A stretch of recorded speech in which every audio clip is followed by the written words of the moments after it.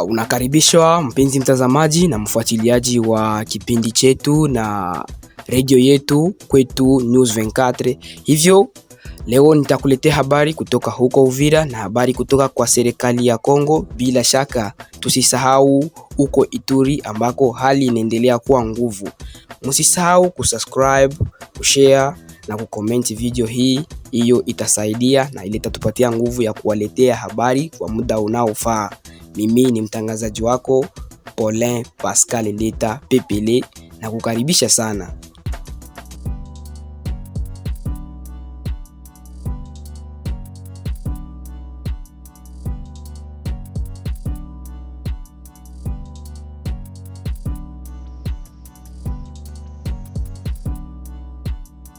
Acha basi tutembelee moja kwa moja ndani ya mji wa Uvira ambako tumepata habari ikiwa waasi hawa wa M23 wameondoka wenyewe kisha kudhibiti mji huo kwa muda mfupi. Na kulingana na kauli ya Placide Nzila, katibu wa kiufundi wa asasi wa kiraia za Nord Kivu wa waasi wa M23, anasema kuwa kazi ya kuteka Uvira ilichukua gharama kubwa sana, na gharama hizo zilitia ndani kutembea kwa miguu umbali mrefu, kukabili changamoto za kijeshi na za mazingira.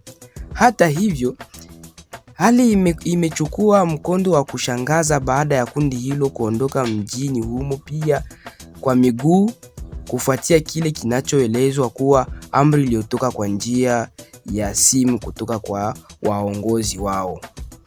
Anaongezea hivi: walichukua Uvira kwa jasho nyingi sana baada ya kutembea kwa miguu kwa muda mrefu sana, lakini wanaondoka kwa miguu hiyo hiyo, si kwa kushinda vita, si kwa kushindwa vita, bali ni amri ya simu.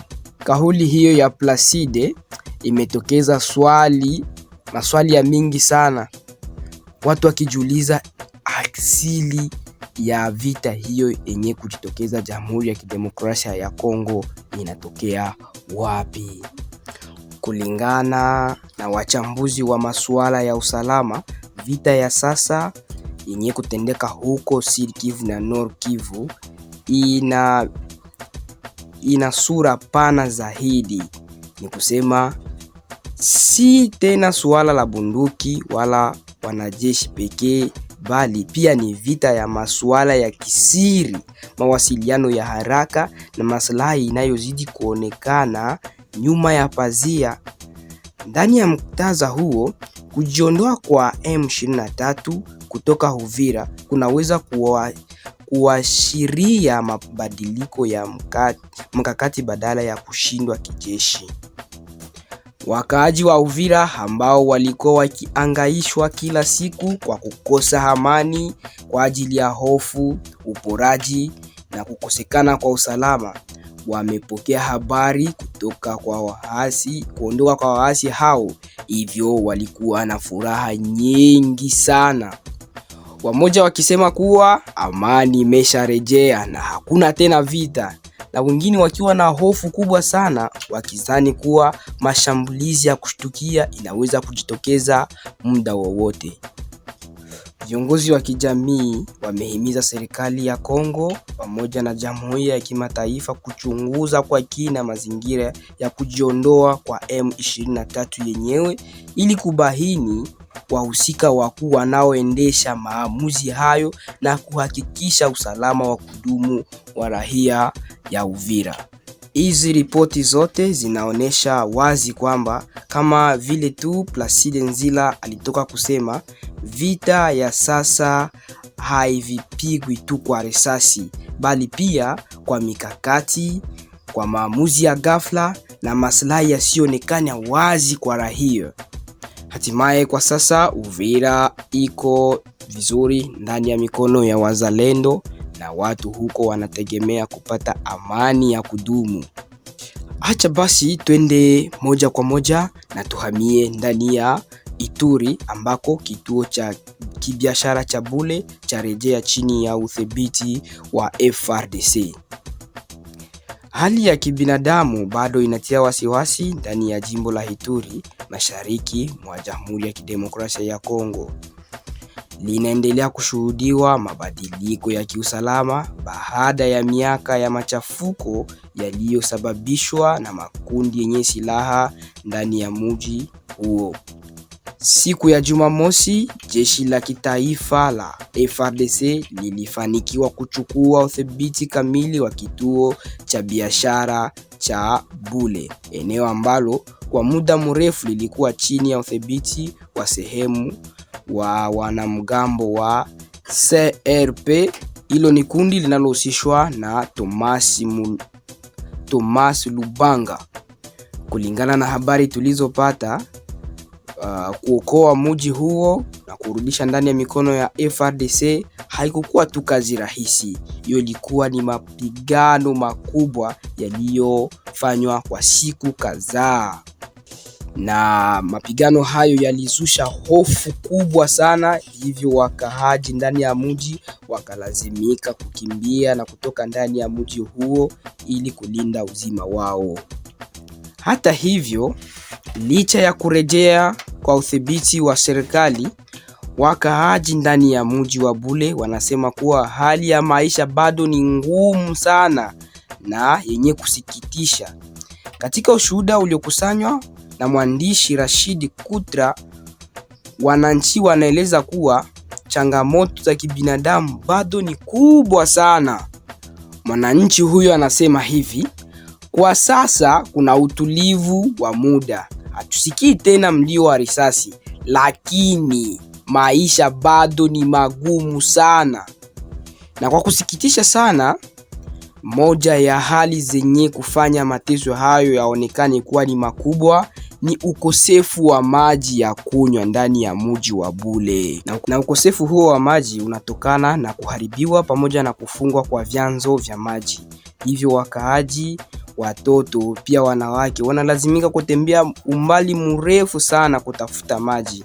Na mara nyingi wazazi hao pamoja na watoto hao wanapata maji katika eneo ambazo si salama kwa maisha yao. Na tukienda katika sekta ya elimu, pia katika mji huo imeathiriwa pakubwa sana. Kwa nini? Kwa sababu watoto bado hawajarudi shuleni na shule bado hazijafunguliwa, na walimu wengine bado hawajarudi ndani ya mji. Watoto wengine wamebaki tu nyumbani na hawajui kama wanaweza tena kurudia kwenye masomo yao. Wazazi nao wanaendelea kuhofu ya kuwa kizazi kizima kinaweza kupoteza fursa ya elimu endapo hali hii ya vita ikiendelea.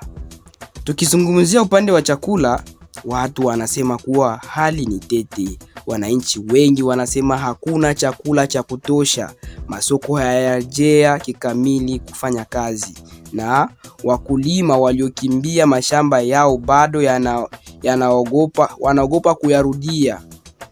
Hali hii imeongoza njaa na umaskini, hasa miongoni mwa watoto na wazee.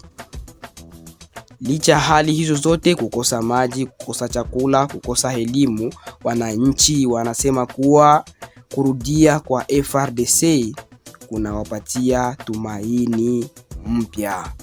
Na wengi wao wanatumaini kuwa usalama utaimarishwa zaidi ili kuruhusu kurejea kwa huduma za kijamii, misaada ya kibinadamu na maisha yao ya kawaida.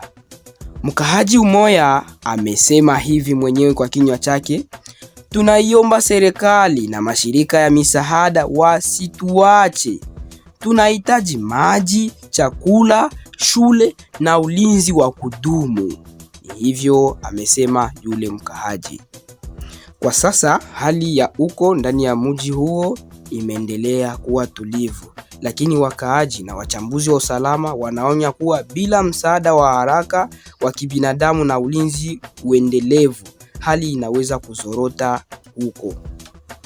Ripoti hii inaonyesha wazi kuwa ingawa ushindi wa kijeshi ni muhimu na ni hatua ya maana sana, amani ya kweli Ituri itapatikana tu pale mahitaji ya msingi ya wananchi yatakaposhughulikiwa kwa haraka, kwa dhati sana. Acha basi tusikilize habari kutoka huko Kinshasa, ambako wakuu huko wameshutumu AFC M23 kuendesha ujanja dhidi ya wakimbizi wa Kongomani ambao wanapatikana ndani ya nchi ya Burundi. Serikali ya Jamhuri ya Kidemokrasia ya Kongo kupitia mamlaka zake za kimataifa imezihutumu vikali harakati za waasi wa AFC M23 kwa madai ya kuendesha njama za kuwadanganya na kuwalazimisha wakimbizi wa Kongo walioko nchini Burundi kurejea nchini kwa njia isiyo salama na kinyume na sheria za kimataifa. Kulingana na taarifa rasmi na habari kutoka huko Kinshasa, waasi wa AFC M23 wanadaiwa kutumia mazingira magumu ya maisha ya wakimbizi hao kama chambo cha kuwahamisha kurejea katika maeneo ambayo bado hayako salama. Katika majimbo ya Kivu Kaskazini, huko wamejaribu kufanya hivyo. Serikali ya Kongo inasema kama kurejea huko kunafanyika bila dhamana ya usalama, bila maandalizi ya kibinadamu na bila ridhaa ya kweli ya wakimbizi husika. Vyanzo vya serikali vinaeleza kuwa baadhi ya wakimbizi wamekuwa wakipata ujumbe wa kupotosha wakihaidiwa usalama, ardhi na maisha bora mara watakaporejea. Hali halisi katika eneo hilo bado iko ndani na inatawaliwa na mapigano, uporaji na mauaji. Kinshasa imeendelea kusema wazi kuwa kurejea kwa wakimbizi au wakaaji waliokimbia makazi yao hawapaswi kushinikizwa wala kupelekwa kwa nguvu wala kwa hila yoyote ile. Wanapaswa kuenda huko wala kurudia wakitaka wenyewe. Na serikali ya Kongo imesema na imeonya kuwa mtu au kundi lolote litakalo thibitika kuhusika katika kulazimisha wakimbizi kurejea nchini kinyume na sheria litawajibishwa kisheria, na hatua za kimataifa zinaweza kuchukuliwa dhidi yao na ukiukaji wa haki za binadamu. Kwa sasa maelfu ya raia wa Kongo bado wanaendelea kuishi katika kambi za wakimbizi nchini Burundi, Rwanda na Uganda, wakikimbia ghasia zinazoendelea mashariki mwa nchi hiyo.